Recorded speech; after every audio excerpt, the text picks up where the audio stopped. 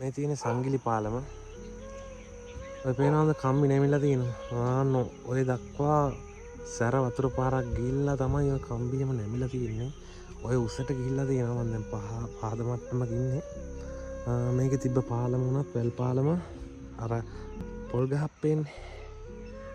නොතන්ට set උනේ. හැබැයි දැන් ඒකේ කෑල්ලක්වත් හොයාගන්න මේ කනුව විතරයි ඉතුරු වෙලා තියෙන්නේ. ඒ කනුව පමණයි ඉතුරු වෙලාම තියෙන්නේ. මේ කොත්මලා වේදිකේ ඕම්ම මේ ඩෑම්ෙන් යන වතුර පාර පල්ලේ කමින් සෙට් වෙනවා මහවැලි ගඟට. ඉතින් පල්ලේ ගම හරියින් එහාට මේ වතුර මට්ටමත් එක්ක ඒ වතුර මට්ටම එකතු වුණාම උලපනේ ඇතුළුව ගම්පල වැලිගල්ල ගෙලිඔය කඩුගන්නාව ওই සයිඩ් එකට යනකන් ලොකු ජලස්කන්ධයක් යනවා. ඉතින් ඩෑම් එක නම් ආරක්ෂිතව තියෙනවා. ඒ කියන්නේ අපිට බය වෙන්න දෙයක් නැහැ.